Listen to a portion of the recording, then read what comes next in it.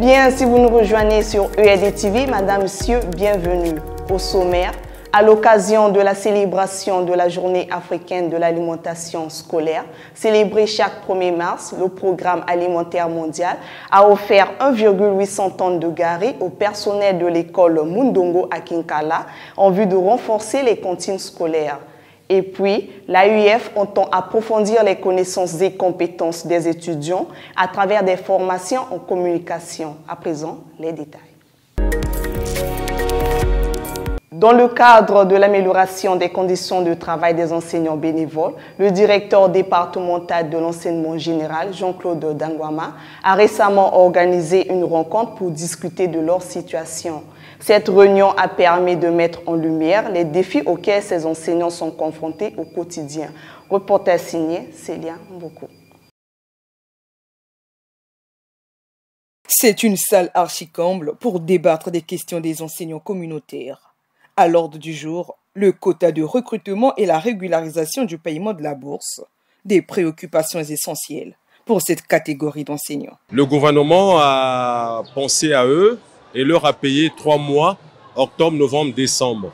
Mais il était question qu'on les écoute, qu'on leur rende compte, parce qu'à l'issue de cette paye-là, il s'est passé beaucoup de choses. Nous avons eu le retour, donc on s'est retrouvé avec eux pour recadrer un certain nombre de choses, mais aussi les rassurer que le gouvernement de la République a commencé à les prendre en charge. Ce n'est pas la première fois, ce n'est pas la dernière fois. Mais nous avons également échangé avec eux autour des quotas.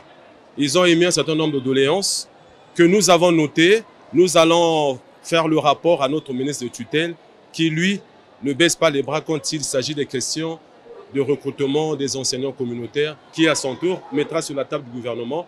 Et peut-être que le gouvernement verra autour du chef de l'État qui n'est pas insensible à leur situation. La décentralisation de la gestion de paiement de la bourse implique de nouveaux mécanismes et Alain-Claude Dangwama est clair. Nous sommes restés dans l'esprit de la circulaire 028 du ministre qui décentralise la paye. Imaginez pour tout Brazzaville, 1919 enseignants ont été pris en charge. Imaginez 1919 enseignants être payés à la direction départementale. Ça veut dire que le lycée de la Révolution ne fera pas cours. Ça veut dire que les 2 collèges Grand-Paul-Lelou ne feront pas cours. Si certains enseignants communautaires n'apprécient pas la démarche du gouvernement, d'autres par contre soutiennent le nouveau mode de paiement de la bourse. Mais je pourrais aussi évoquer cela comme étant un aspect positif. Cela aussi permet au chef d'établissement de maîtriser ses enseignants. Nous avons compris que la vision du chef de l'État, c'est de recruter tous les enseignants communautaires, sans exception. Si nous sommes enseignants, c'est pour transmettre la connaissance. Et je pense bien en le faisant avec amour, nous allons rehausser le pays vers le haut. Pour le directeur départemental de l'enseignement préscolaire, primaire, secondaire et de l'alphabétisation, le paiement de la bourse des enseignants communautaires couvre également la période de vacances. Mais Alain-Claude Dangwama appelle les enseignants communautaires à plus de responsabilité et au patriotisme. Parlons à présent du Programme alimentaire mondial qui a offert 1,8 tonnes de gari au personnel de l'école Mundongo à Kinkala dans le département du Poul. Ce produit destiné aux élèves vise à améliorer les rendements scolaires.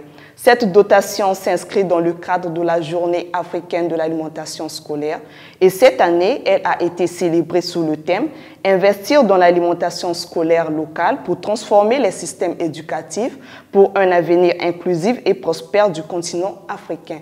Images et commentaires. Ils réfléchissent sur comment une alimentation saine et locale peut contribuer à transformer les systèmes éducatifs et garantir un avenir meilleur pour tous les enfants du continent africain. Et la République du Congo est de cette problématique qui mobilise les experts.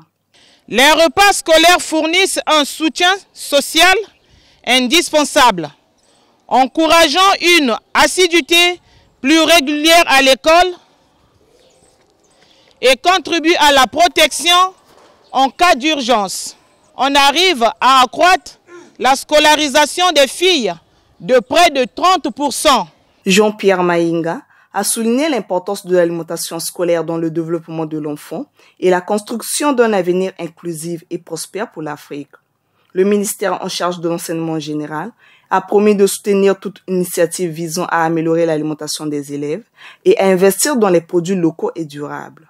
Le Congo, grâce à l'appui de son partenaire technique et financier, je cite, le Programme alimentaire mondial, donc PAM, a mis en place des cantines scolaires consommant des produits locaux comme cantine Yabouala, cantine Mbalapinda. Et dans ces cantines, l'alimentation est essentiellement issue des produits locaux. Pour être en phase avec la vision et le thème continental, et pour relever les défis majeurs dans notre pays dans ce cadre, le gouvernement de la République, conduit par le Premier ministre, chef du gouvernement Anatole Kolene Makosso, sous l'impulsion de son Excellence M. Denis Sassou Nguesso, président de la République, chef de l'État, s'investit de couvrir tous les territoires nationaux en cantine scolaire à travers l'action du ministre de l'Enseignement préscolaire, primaire, secondaire et de l'alphabétisation. Ainsi, le PAM a offert 1,800 tonnes de gari à l'école Mundongo, une alimentation produite par des producteurs congolais pour un repas Made in Congo. Une donation célébrée par les élèves au moyen d'une présentation scénique qui vante les bienfaits des cantines scolaires dans le rendement des élèves.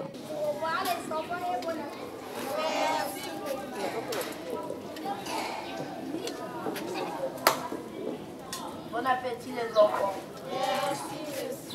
La cérémonie marque la journée africaine de l'alimentation. Dans un discours sur fond d'unité et de solidarité, le DIDEPSA de Kinkala s'est apaisanti sur l'impact positif de l'alimentation scolaire et l'apport du PAM dans cette politique visant à améliorer les rendements scolaires.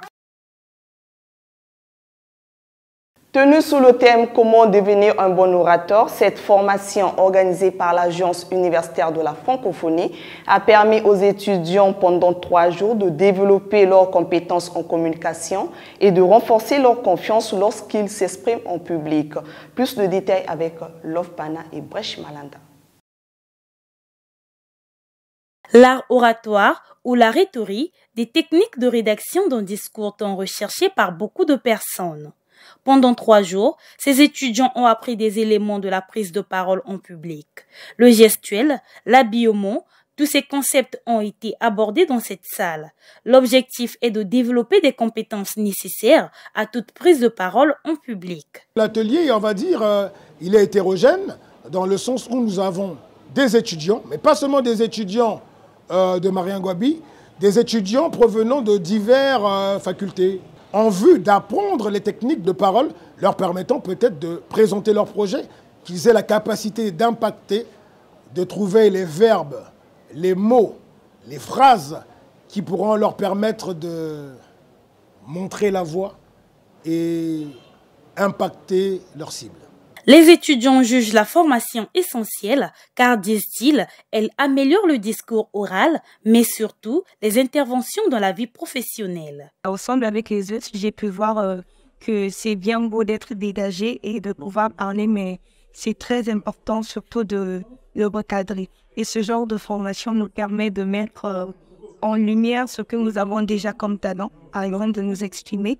C'est bien, mais il faudrait se former pour s'informer et pour se transformer. L'Agence universitaire de la francophonie, AUF, entend poursuivre des formations en faveur des étudiants pour une meilleure insertion professionnelle.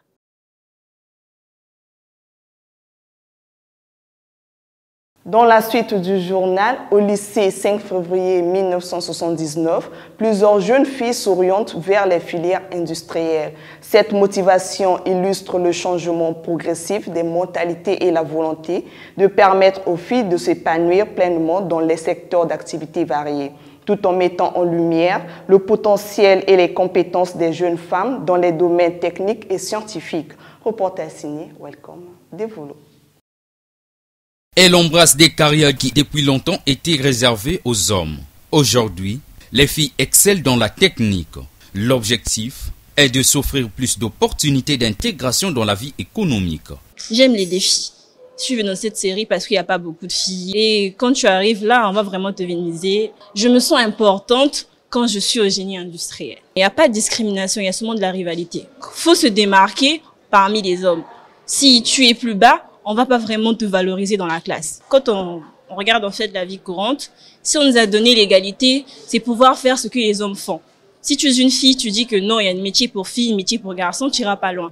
Donc, s'il y a des hommes, tu peux aussi y être. Et pour le professionnel de la formation, il faut encourager les filles à pratiquer les métiers que jusque-là étaient l'apanage des hommes.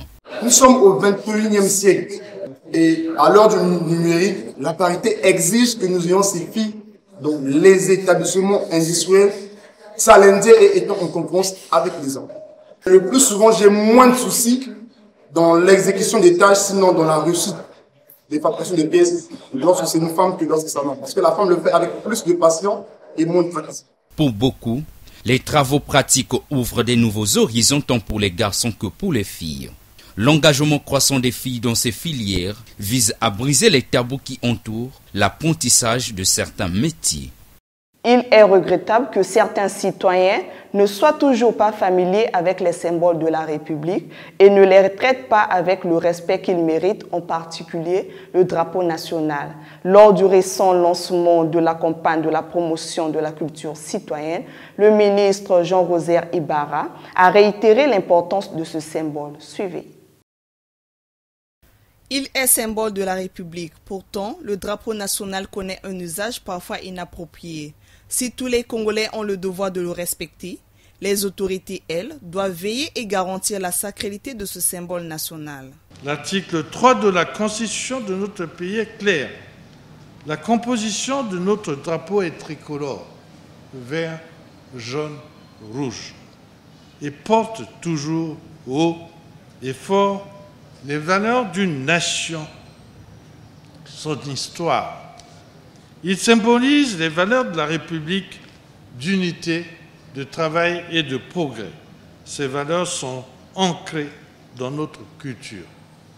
Lever et baisser le drapeau national relève d'un rituel républicain auquel tout citoyen ou même étranger doit se conformer. Le respect de la culture citoyenne et notamment du drapeau national est un devoir pour chaque citoyen. Il reflète l'attachement du pays et à ses valeurs. Il est donc essentiel de veiller à ce que les symboles nationaux soient traités avec le respect qu'ils méritent, a indiqué le ministre Rosaire Ibarra. C'est ici que s'achève cette édition. Merci de l'avoir suivi et bonne suite de programmes sur EAD TV, la première chaîne éducative. Quant à moi, je vous dis au revoir.